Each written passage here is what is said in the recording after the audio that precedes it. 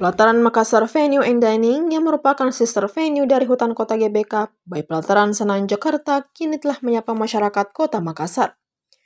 Hadir di tengah warga Makassar pada Jumat 8 Agustus, Pelataran Makassar menjadi ikon Next Level Venue and Dining Makassar dengan mengusung 3 pilar utama, yaitu Nature, Culture, and Community. Lokasinya terletak di Jalan Mutiara Boulevard, Pulau Roke, Biringkanaya, Kota Makassar, Sulawesi Selatan. Tak sekedar menjadi tempat makan baru, Pelataran Makassar memberikan pengalaman dining baru di Makassar dengan konsep Next Level Makassar by Pelataran yang telah mendapat berbagai penghargaan serta diadakannya event venue internasional seperti G20 Indonesia dan KTT ASEAN 2023. Corporate Director of Marketing Pelataran Indonesia Headquarters, Teresa Yudhistira menyampaikan bahwa Pelataran Makassar didukung oleh berbagai fasilitas premium venue, dining, dan MICE. Selain itu terdapat pula designated special performance deck, sejumlah meeting room dengan sentuhan khas Pelataran yang menampilkan sejumlah ornamen Sulawesi dan Bugis, dikelilingi oleh taman kota yang rindang, musola, serta 2 level dining area dengan outdoor roof deck. Selain itu, rasa dan varian menu makanan turut dekorasi dan disiapkan di Pelataran International Standard Kitchen sebagai dining premium level yang telah terbukti.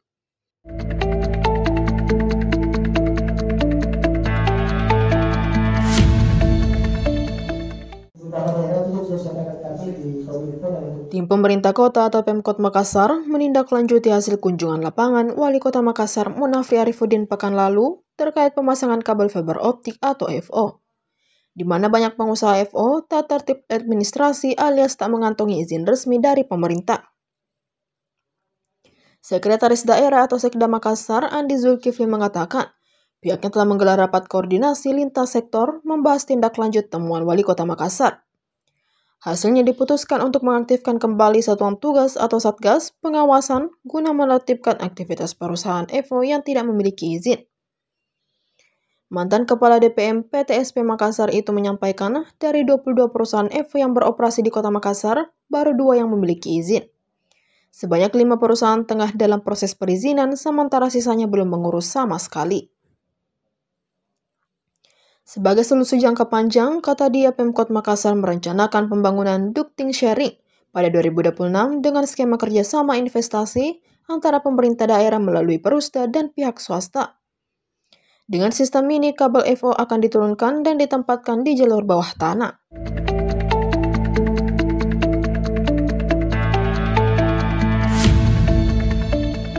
Insiden kecelakaan maut terjadi di persimpangan Jalan Pahlawan, Kecamatan Binamu, Kabupaten Jeneponto, Sulawesi Selatan, Rabu 13 Agustus malam. Peristiwa naas itu diperkirakan terjadi sekitar pukul 10.30 WITA, melibatkan sepeda motor dan mobil ambulans. Akibatnya pengendara sepeda motor tewas di tempat.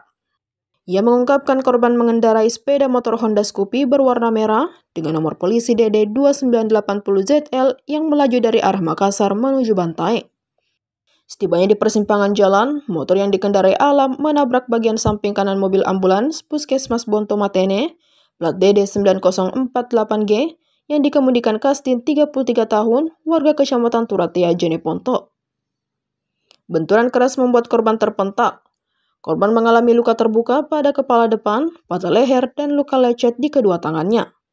Sementara itu pengemudi ambulans, Kastin, hingga kini belum diamankan.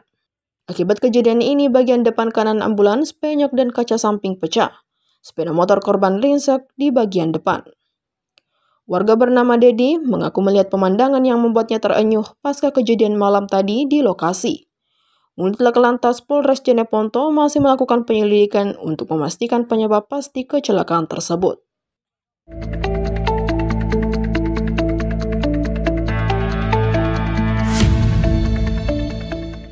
Peristiwa kebakaran hanguskan 5 rumah di Dusun Sampeang, Desa Bontotiro, Kecamatan Rumbia, Kabupaten Jeneponto, Sulawesi Selatan, Kamis 14 Agustus.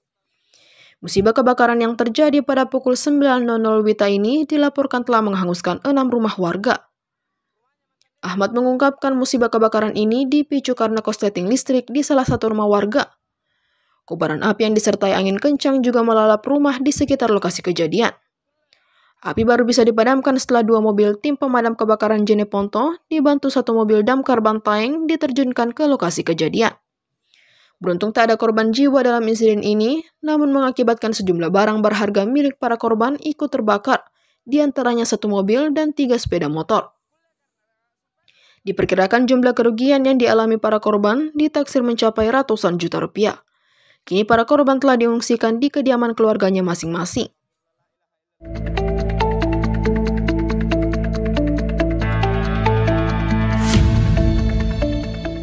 Kapolres Jeneponto AKBP Widi Setiawan memimpin kegiatan kirap bendera merah putih di pesisir pantai Pak Biringa, Kelurahan Pak Biringa, Kecamatan Binamo pada Kamis 14 Agustus. Kegiatan yang diikuti oleh para pejabat utama atau PJ Polres Jeneponto ini juga dirangkaikan dengan pembagian bendera merah putih kepada para nelayan untuk dikibarkan di perahu mereka masing-masing. Pembagian dilakukan sebagai bentuk semangat nasionalisme menjelang peringatan Hari Kemerdekaan Republik Indonesia.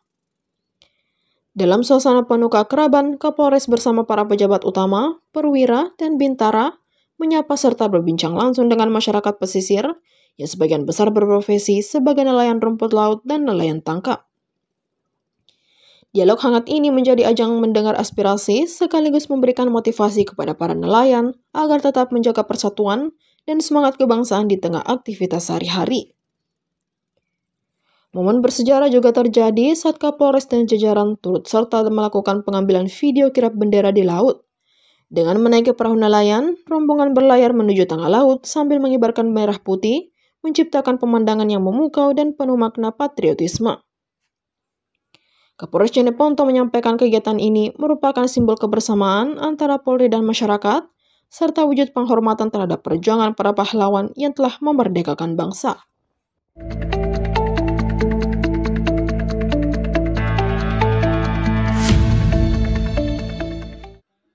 Aksi unjuk rasa mahasiswa Papua yang tergabung dalam Forum Solidaritas Mahasiswa dan Pelajar Peduli Rakyat Papua di Kota Makassar, Jumat 15 Agustus, diwarnai ketegangan dan saling dorong dengan aparat kepolisian. Demonstrasi ini mengangkat isu Perjanjian New York 15 Agustus 1962 ilegal, stop rasis terhadap rakyat Papua, dan berikan hak menentukan nasib sendiri bagi bangsa Papua Barat. Bantuan di lokasi sekitar pukul 10.00 WITA, para mahasiswa mulai menggelar aksi demonstrasi di depan asrama mahasiswa Papua di Jalan Lanto Daeng Pasewang, Kota Makassar, Jumat 15 Agustus. Ratusan personel kepolisian telah dikerahkan dalam aksi unjuk rasa mahasiswa Papua di Kota Makassar, hingga mobil water cannon polisi diturunkan. Kericuan terjadi saat mahasiswa berusaha melanjutkan aksi ke Monumen Mandala. Aparat kepolisian berusaha menghadang sehingga terjadi aksi saling mendorong antara kedua pihak. Hingga berita ini diturunkan, demonstrasi mahasiswa Papua di Makassar masih berlangsung.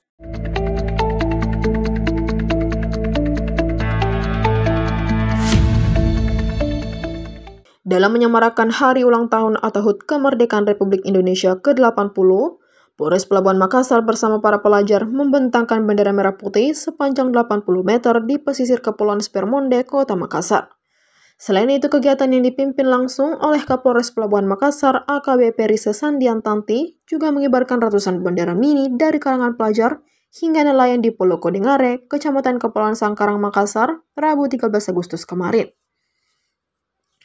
Ibn Raini menyebutkan bahwa ratusan bendera juga dibagikan kepada para pelajar dan nelayan yang memiliki kapal tradisional dan sedang berlabuh ke Pelabuhan Makassar untuk dikibarkan secara bersama-sama. Kemudian Polres Pelabuhan Makassar juga mengadakan lomba rakyat untuk anak-anak pulau dan para pelajar, serta mengadakan bakti sosial pembagian sembako dan pemeriksaan kesehatan gratis. Nuraini menuturkan bahwa dengan adanya kegiatan ini dapat membawa semangat merah putih tidak hanya pada warga perkotaan, tetapi juga mereka yang tinggal di tepian laut dan pulau-pulau yang ada di Makassar.